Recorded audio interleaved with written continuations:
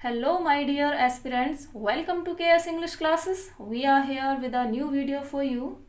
In this video, we are going to explain literary term drama. Guys, we have already uploaded 2 videos about literary terms, sonnet and elegy. And I hope you liked those videos and understood the literary term, elegy and sonnet. So let's start the topic drama, the literary term. But guys उससे पहले video को like and share कीजिए and channel को subscribe कीजिए। तो start करते हैं literary form या term drama. So guys drama के अदर नेम भी हैं, हम इसे प्ले भी कह सकते हैं, हम इसे थिएटर भी कह सकते हैं। सो गाइज आपने अक्सर सुना होगा जब भी जो एक्टर्स हैं उनके इंटरव्यूज़ होते हैं तो वो अक्सर कहते हैं कि हमने जो है दिल्ली में 5 इयर्स जो है थिएटर किया या जयपुर में थिएटर किया, 10 इयर्स थिएटर किया। तो उसका मीन्स यही होता है ड्रामा। तो थिएटर या ड्रामा या प्ले का मीन्स है ऑन द स्टेज परफॉर्म करना। ओके, तो अब स्टार्ट करते हैं हम। The term drama comes from Greek word drao. जो ड्रामा जो टर्म है ये ग्रीक वर्ड से ड्रायो से आया है, which means to do to act, जिसका मतलब होता है to do to act. In a drama we come across objective representation of the conflicts, actions, events and crisis from the lives of concern characters. अब हम drama में हमें क्या देखने को मिलता है, कुछ जो है ऑब्जेक्टिव्स होते हैं जिन्हें रिप्रेजेंट किया जाता है, उनके जो कंसर्न कैरेक्टर्स होते हैं उनके जीवन से संबंधित कुछ कॉन्फ्लिक्ट्स होते हैं, एक्शंस होते हैं, इवेंट्स होते हैं, क्राइसिस होते हैं, उनको ऑन द स्टेज परफॉर्म किया जाता है। वही क्या कहलाता है, ड्रामा कहलाता है।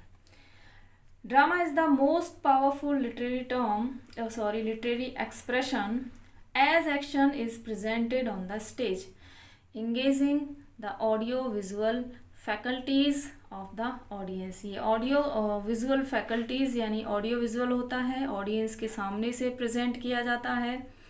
एक बहुत ही पावरफुल लिटरेरी जो है वो टर्म है, लिटरेरी एक्सप्रेशन है, जिसे स्टेज पर ऑडियंस के सामने परफॉर्म किया जाता है। Drama is an ancient form of literature having a long history more than 2500 years. अब देखिए ये जो ड्रामा है ये बहुत ही एंशिएंट फॉर्म है, प्राचीन फॉर्म है लिटरेचर की, जिसकी जो हिस्ट्री है वो 2500 ईयर्स से भी ज़्यादा लंबी है। अ कंपोजिशन इन वर्स और प्रोज। अब ये जो कंपोजिशन है ये किस में हो सकती है, ये वर्स में भी हो सकती है और प्रोज में भी हो सकती है। ज़रूरी नहीं है कि ये सिर्फ प्रोज में हो या ज़रूरी नहीं है कि ये वर्स में भी हो, ये दोनों में ही हो सकती है। इंटेंडेड टू पोर्ट्रे लाइफ और कैरेक्टर और to tell a story usually involving conflicts and emotions through action and dialogue and typically designed for theatrical performance. अब जो है ये वही बात हो गई जो अभी हमने फर्स्ट अपनी जो डेफिनेशन है उसमें बताया था कि ये किसी भी कैरेक्टर के जो इमोशंस हैं, कॉन्फ्लिक्ट्स हैं, उनको बताती है, एक्शन और डायलॉग के थ्रू हमें बताती है, जो कि एक थिएट्रिकल परफॉर्मेंस है, यानी थिएटर यानी कि स्टेज पे परफॉर्म की जाती है। सो अब बात करते हैं हम stages of development of drama, stages in development of drama की जो ड्रामा है जो वो किस तरह से डेवलप हुआ, उसकी स्टेजेस क्या हैं। तो first of all Greek drama. History of literature shows the origin of drama in Greece in 6th century BC। अब जो इंग्लिश लिटरेचर की हिस्ट्री है वो बताती है ड्रामा का ओरिजिन जो है ग्रीस में 6th सेंचुरी BC में हुआ, बिफोर क्राइस्ट, यानी 6ठी शताब्दी ईसा पूर्व जो है ये इसका ओरिजिन माना जाता है इंग्लिश लिटरेचर में। In ancient Greece dramatic competitions were held to celebrate the festival of god Dionysus। प्राचीन जो ग्रीस था उसमें जो ड्रामेटिक कुछ कॉम्पिटिशन्स होते थे जो कि जो फेस्टिवल होता था गॉड डायनासिस का, उस पर जो है सेलिब्रेट किए जाते थे। तो ये ड्रामा की शुरुआत वहाँ से मानी जाती है। The plays performed in this period were tragedy, comedy and the satire play. तो जो इस पीरियड के जो प्ले थे वो कॉमेडी, ट्रेजेडी और सैटायर प्ले थे। Aeschylus, Sophocles, Euripides, Aristophanes and Menander are the best known 5 dramatist of this time. इस टाइम के जो ये 5 हैं ये ड्रामेटिस्ट यही माने जाते थे। नेक्स्ट है हमारा Roman drama. So guys, in the 3rd century BC, Roman dramatists of this period like Andronicus and Navius took drama all over Europe। जो 3rd century BC में जो एंड्रोनिकस और नेवियस थे, जो ड्रामेटिस्ट, ये रोमन ड्रामेटिस्ट थे, इन्होंने ड्रामा को लगभग पूरे यूरोप में जो है वो ये लेकर के आए, पूरे यूरोप में फैला दिया इन्होंने। The comedies were written by Plautus and Terence. जो कॉमेडीज थी वो प्लोटस एंड टेरेंस के द्वारा लिखी जाती थी।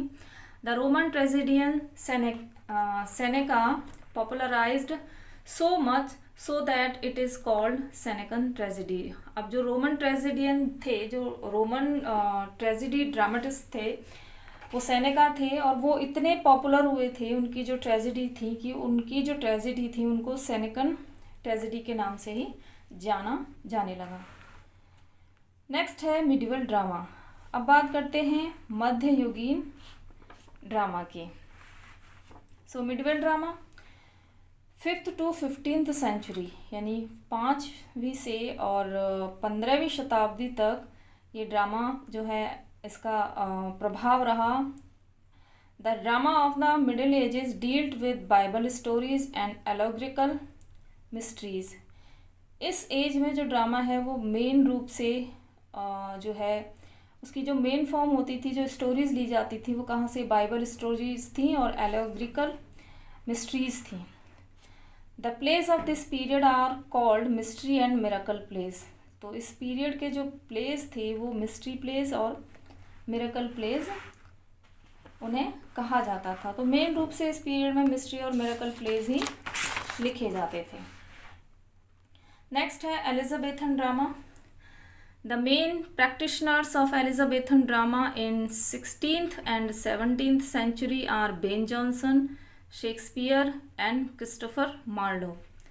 जो मेन ड्रामाटिस्ट थे 16th and 17th सेंचुरी के, वो Ben Jonson, Shakespeare and Christopher Marlowe थे। इन्होंने बहुत ही बेस्ट ड्रामा लिखे। शेक्सपियर ने टोटल 37 ड्रामा जो है लिखे। बट इस जो ये जो एज है इसे ड्रामा की जो है वो गोल्डन एज भी माना जाता है। बहुत ही मोस्ट पावरफुल और जो है इसमें प्लेज लिखे गए थे और ग्लोब थिएटर भी इसी जो है एज में आया था, अस्तित्व में आया था और वो बहुत ही सफल रहा था, सक्सेसफुल रहा था। वो शेक्सपियर ने ही उसे, वो जो उसके फाउंडर थे शेक्सपियर थे ग्लोब थिएटर के। तो ग्लोब थिएटर की वजह से ड्रामा जो है, जो प्ले हैं, वो उन्होंने मतलब एक नई ऊंचाइयों को छुआ था। Ancient history and Greek and Roman mythology and contemporary socio-political issues were the themes of this period। अब देखिए जो ड्रामा की या प्लेस की जो थीम थी वो कहाँ से ली गई थी इस पीरियड में, ग्रीक एंड रोमन माइथोलॉजी से ली गई थी। इसके अलावा कंटेम्प्रेरी सोशियो पॉलिटिकल इश्यूज़, यानी जो सामाजिक और जो राजनीतिक इश्यूज़ थे, जो घटनाएं थी उस वक्त की, जो समकालीन घटनाएं थी, वो जो है प्लेस की थीम होती थी। नेक्स्ट है मॉडर्न ड्रामा। मॉडर्न ड्रामा में जो सबसे बड़ा योगदान है, जो इम्पोर्टेंट रोल प्ले किया है, वो है हेनरिक इब्सन ने। So Henrik Ibsen and Bertolt Brecht dominate the modern drama of 19th and 20th century. तो 19th and 20th सेंचुरी में हेनरिक इब्सन और बर्टोल्ट ब्रेcht ने जो है ड्रामा, रिटर्न ड्रामा पे जो है डोमिनेट किया, उनका ही लगभग एक छत्र राज रहा। Ibsen started a new kind of drama by making an ordinary housewife as the heroine of his play a doll's house. Ibsen ने एक प्ले लिखा था अ डॉल्स हाउस। तो इन्होंने क्या किया कि एक बिल्कुल ही नई फॉर्म ड्रामा की, जो अब तक किसी ने सोची भी नहीं थी और जो स्टार्ट भी नहीं हुई थी, उन्होंने एक बिल्कुल नई फॉर्म जो है, new kind of form drama, उन्होंने एक नई फॉर्म जो है, नई तरह का ड्रामा उन्होंने लिखा, जिसमें एक ऑर्डिनरी जो हाउस वाइफ होती हूँ उन्हीं को क्या एज ए हीरोइन जो है प्रेजेंट किया था। ठीक है, इसके अलावा इस जो एज के कुछ अदर ड्रामेटिस्ट रहे हैं जो हैं Anton Chekhov, Eugene O'Neill, Luigi Pirandello, Samuel Beckett, Harold Pinter, George Bernard Shaw and John Osborne are the important dramatist of this period. Next है Indian classical drama. So guys, Indian classical drama जो है वो originate यानी कहाँ से माना जाता है, वो ऋग्वेद से माना जाता है। ओके, सबसे प्राचीन जो वेद है हमारा ऋग्वेद, आई थिंक ऋग्वेद ही है। The stories were taken from the great Sanskrit epic, और इसकी जो स्टोरीज ली जाती थी वो जो महान हमारे संस्कृत के एपिक हैं, महाकाव्य हैं, रामायण महाभारत, वहाँ से ली जाती थी इनकी स्टोरी। और जो इसके जो ड्रामेटिस्ट थे, जो फेमस ड्रामेटिस्ट रहे हैं, वो हैं भास, कालिदास, शूद्रक, अश्वघोष एंड हर्ष। इन्होंने जो है अपने टाइम में बेस्ट जो है वो ड्रामा लिखे, प्लेज लिखे, जो आज भी बहुत ही फेमस हैं, जो संस्कृत के जो प्लेज हैं। अब बात करते हैं नेक्स्ट एलिमेंट्स ऑफ ड्रामा। अब ड्रामा के कौन कौन से तत्व होते हैं, देखिए ड्रामा के एलिमेंट्स के ऊपर जो है एरिस्टोटल ने डिस्कस किया है अपनी बुक द पोएटिक्स में। उन्होंने इसके कुछ पहलू बताए हैं, कुछ तत्व बताए हैं। तो वो कौन कौन से तत्व हैं, इनमें भी कुछ तत्व जो है वो बहुत ही मोस्ट इम्पोर्टेंट हैं, कुछ लेस इम्पोर्टेंट हैं। तो कौन से हैं, और इसमें से गाइज एक क्वेश्चन जरूर आता है, which is the element of a drama according to Aristotle, or which is not the element of drama according to Aristotle। तो जो है इस तरह से, तो ये आपको ध्यान में रखना है। तो कौन कौन से एलिमेंट्स हैं, plot, theme, character, diction, music and spectacles. ठीक है, तो plot, theme, character, diction, music and spectacles जो है, ये जो है एलिमेंट्स ऑफ ड्रामा है according to Aristotle, and he wrote in his book the Poetics. So first है plot. According to Aristotle, plot is the most important element of drama. अब Aristotle के अनुसार जो है वो प्लॉट जो है वो क्या है, सबसे महत्वपूर्ण जो है एलिमेंट है ड्रामा का। ये इम्पोर्टेंट है आपके लिए क्वेश्चन, ये कई बार रिपीट भी हो चुका है नेट में भी और अदर एग्जाम्स में भी। नेक्स्ट है theme. The various events of the plot are held together. अब जो है बहुत सारी घटनाएं जो प्लॉट में होती हैं उनको एक साथ क्या कर दिया जाता है, एक साथ रख दिया जाता है by a central idea। this central idea is called the subject or theme of the play। यानी उनको बहुत सारी जो घटनाएं होती हैं, इवेंट्स होते हैं, उन सबको एक ही साथ रख के एक सेंट्रल आइडिया जो है, मतलब एक ही सेंटर में रख के उनको रखा जाता है, और उसी सेंट्रल आइडिया को सब्जेक्ट या प्ले की थीम कहा जाता है। नेक्स्ट है character. The characters in a play are selected from the host of people according to the need of the plot। अब जो कैरेक्टर जो होते हैं ये एक ग्रुप ऑफ पीपल के थ्रू जो है ये सिलेक्ट किए जाते हैं according to the need of the plot. जिस तरह से प्लॉट की नीड होती है उसी के अकॉर्डिंग ये कैरेक्टर भी चूज़ किए जाते हैं। तो कैरेक्टर्स को चूज़ करते वक्त कुछ बातें हैं वो ध्यान में रखनी चाहिए कि जिस तरह से अगर एक किंग का कैरेक्टर जो पर्सन जो है वो रोल करेगा किंग का, उसे उसी तरह की जो है लैंग्वेज, उसका जो है चलना फिरना, इट मीन्स उसके अकॉर्डिंग ही जो है बोलना, उसके अकॉर्डिंग ही कैरेक्टर को चूज़ किया जाता है। अब बात करते हैं टाइप्स ऑफ कैरेक्टर की। तो देखिए गाइज, यहाँ पे टाइप्स ऑफ कैरेक्टर में जो मेन टाइप्स होते हैं वो 2 होते हैं। फर्स्ट है फ्लैट कैरेक्टर और सेकंड है राउंड कैरेक्टर। अदर टाइप्स भी होते हैं बट जो मेन टाइप्स हैं वो 2 ही हैं। तो बात करते हैं फ्लैट कैरेक्टर की। A flat character does not grow with the development of the plot. जो फ्लैट कैरेक्टर होता है वो जब प्लॉट डेवलप होता है, ग्रो करता है, उसके साथ साथ वो कैरेक्टर ग्रो नहीं करता। तो फ्लैट का मतलब है जो जैसा है बिल्कुल वैसा ही वहाँ पे रहता है। वो प्लॉट के साथ साथ जैसे जैसे ड्रामा की स्टोरी आगे बढ़ती है उसके साथ साथ वो ग्रो नहीं करता है। Okay, it remains static from the beginning to the end of the play, यानी ये बिल्कुल स्थिर रहता है प्ले की स्टार्टिंग से लेकर के एंड तक। नेक्स्ट है round characters. Round character grows with the action of the play. अब राउंड कैरेक्टर जो है वो जैसे जैसे प्ले में एक्शन जो है बढ़ता है, ग्रो करता है, उसी तरह से राउंड कैरेक्टर भी ग्रो करता है। अनदर टाइप ऑफ कैरेक्टर, अब देखिए एक अनदर टाइप ऑफ कैरेक्टर भी है जिसे हम स्टीरियोटाइप या स्टॉक कैरेक्टर कहते हैं। ऐसा कैरेक्टर जो ड्रामा में बार बार जो है रीअपियर होता है।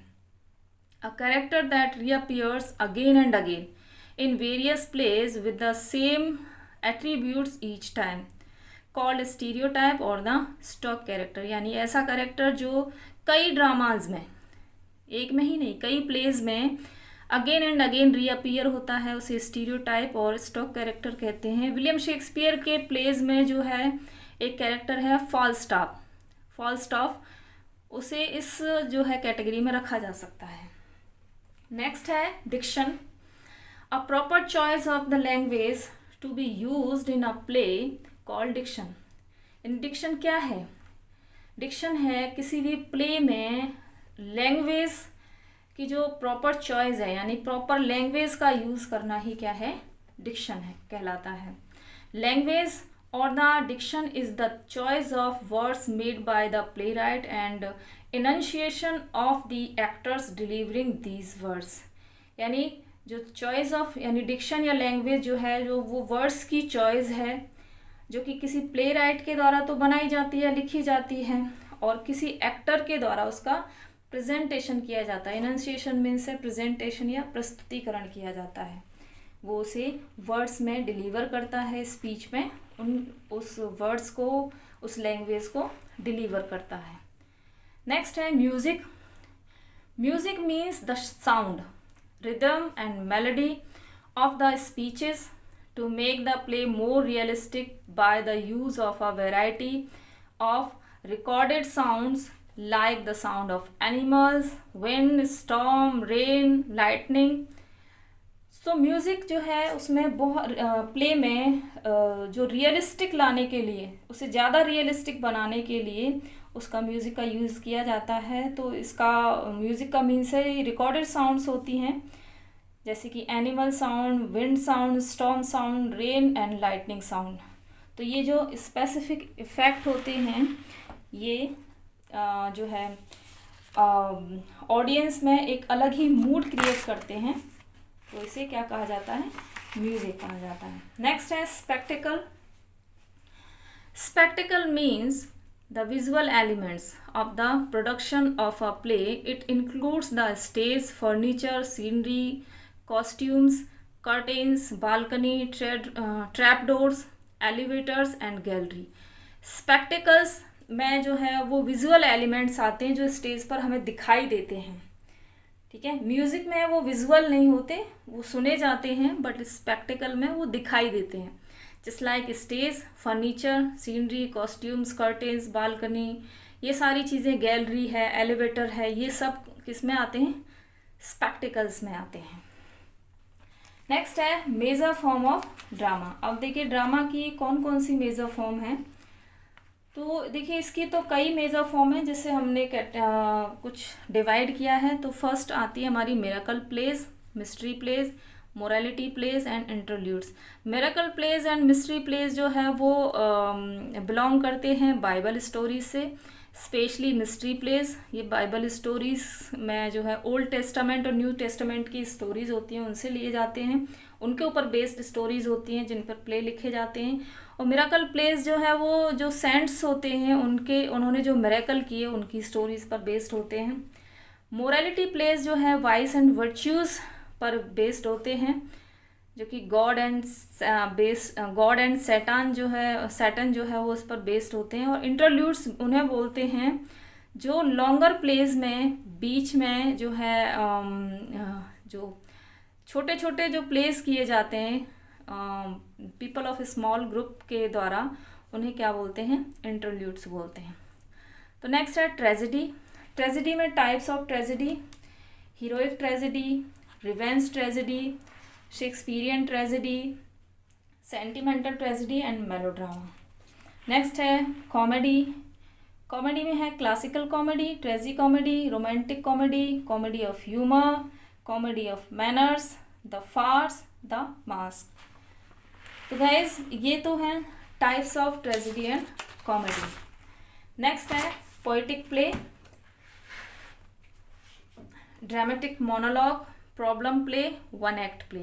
सो गाइज इस वीडियो में मैं आपको जो है इनके बारे में एक्सप्लेन करके नहीं बता सकती, क्योंकि बहुत लॉन्ग वीडियो हो जाएगा। और ये जो ड्रामा के जो मेजर फॉर्म है, ये अपने आप में ही एक एक फॉर्म जो है एक एक वीडियो अलग से बनाना पड़ेगा। उसके लिए 1 या 2 इंक्लूड हो सकते हैं, बट अलग से वीडियो की नीड पड़ेगी। तो ये मैं फिर कभी आपको अवेलेबल करवाऊँगी इसके लिए वीडियो। तो नेक्स्ट बात करते हैं द स्टेजेस ऑफ ड्रामा। अब ड्रामा की कौन कौन सी स्टेज हैं? देखिए, ड्रामा को जो है 5 स्टेजेस हैं, या आप कह सकते हो इसे 5 पार्ट्स में डिवाइड किया गया है। एक्ट्स नहीं कह सकते हम इसे, यहाँ पार्ट्स कहेंगे। 5 पार्ट्स में इसे डिवाइड किया गया है। फर्स्ट है एक्सपोजिशन, सेकंड है राइजिंग एक्शन या ग्रोथ, क्लाइमैक्स और turning point, falling action and resolution और रेजोल्यूशन। फिफ्थ को 2 पार्ट्स में डिवाइड किया गया है। फर्स्ट एंड विद ट्रेजेडी, इसे कैटास्ट्रॉफी बोलते हैं। डिनाउमेंट, इसे एंड विद कॉमेडी। यानी अगर प्ले का एंड ट्रेजेडी से है तो कैटास्ट्रॉफी, और अगर प्ले का एंड कॉमेडी से है तो डिनाउमेंट। तो अब ये एक जो है डायग्राम है छोटा सा, आप इसे देखेंगे तो अच्छे से आपको समझ में आ जाएगा इसके stages of drama. So guys, सबसे पहले एक्सपोजिशन, यानी जब प्ले में प्रोटागोनिस्ट, एंटागोनिस्ट और प्ले की स्टोरी के बारे में हमें बताया जाता है तो वो एक्सपोजिशन होता है।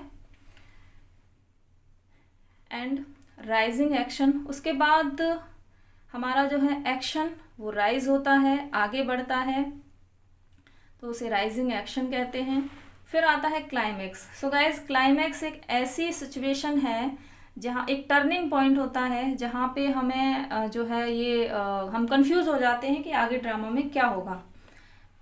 या तो प्रोटैगनिस्ट जो है, यानी हमारा जो हीरो है प्ले का, उसके साथ अच्छा होगा या बुरा होगा, ये हमें क्लाइमैक्स में ही पता चलता है।